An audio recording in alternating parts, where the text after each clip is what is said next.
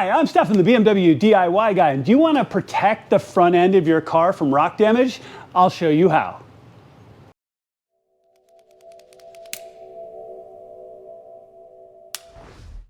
All right, guys, let's talk about this project a little bit and the reasons why you probably want to do this yourself. Now, if you have a brand new M car from BMW, the M2, the M3, the M4, or in this case, this gorgeous M4 convertible, your underbody pans up in front are all plastic. Now, that isn't necessarily a problem, probably cuts down on weight a little bit, but when you look at a skid plate and actually protecting that space, and especially your vulnerable front oil cooler, that's a big deal. I know people who have taken rocks that have skipped up and actually done some damage and actually punched a hole in their oil cooler. So adding a skid plate like from Turner is a really good idea. Now, this isn't a hard project. I'm going to walk you through the whole thing, and it's pretty easy to install, and it's going to make a big difference in protecting the front end of your car. Now, I say this on every project where I have the car up in the air, which obviously I do already. You can do this with jacks and jack stands or my Quickjacks. Make sure to check out that video. But be on a level surface. If you're using a jack, always use jack stands. Don't bet your life on a 5-cent part in your jack, okay? If your car comes down, that's a problem. If your car comes down with you underneath it, it's a big problem, all right? Okay, so let's jump in and let's get started. I've got the car up in the air. I'm gonna walk you underneath and we're gonna take all kinds of 10mm bolts out.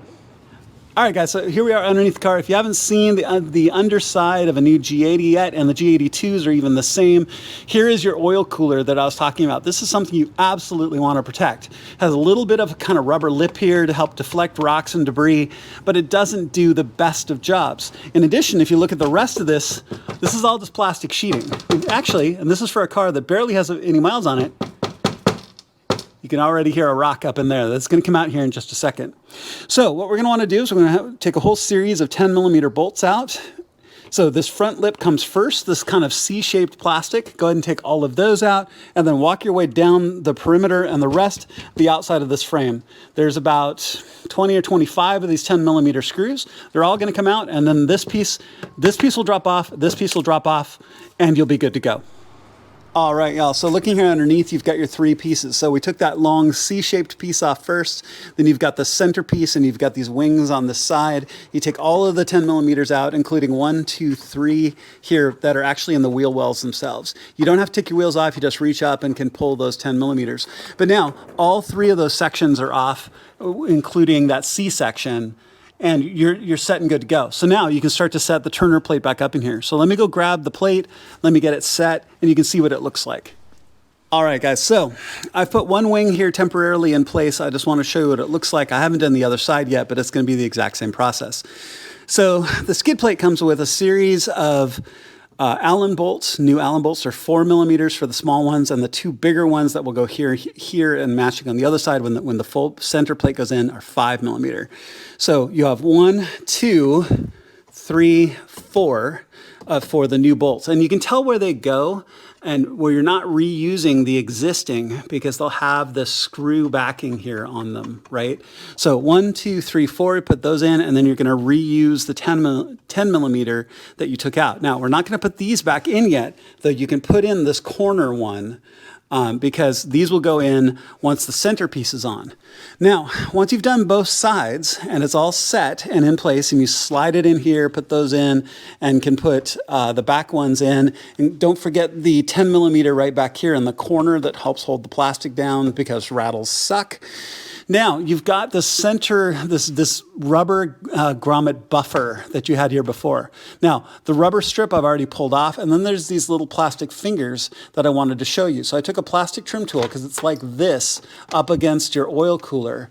I slid my plastic trim tool in. You could use a screwdriver if you're careful, a flat-bladed screwdriver, but pulled that off. Bing, bing, bing, bing, bing. Pulled out right down the line. And then you can see that this piece comes off, and just work it off the rest of the way, okay? So go ahead and put both corner pieces on, take the center, this kind of wind deflector off, and then we're gonna get the center piece fit in. All right, so with the centerpiece, you're gonna put the front edge in first, and I've got a couple of the bolts to help hold it into place right now while I show you how to guide it in. Because once you get that front plastic kind of wind buffer off, You're gonna fit this front edge in, up, slide it up into place, and then press and hold it into place. Now keep in mind, you've got this back gasket right here. So you can just press in a little bit to get the skid plate to fit behind the plastic. See how it's fitting in now? So make sure that it's sitting, this gasket is back behind that plastic trim piece. Okay, so once that's in place, and you could always, if you wanted, put one of the 10mm screws back here in the back to help hold it into place, because this is going to be one of the original 10mm right here. So once you have that in, you just walk your way around the perimeter and put in the remainder of those 4mm Allens across the nose, right? You've got those 5mm Allens that go over here on each side, right here, and they go in those bigger positions.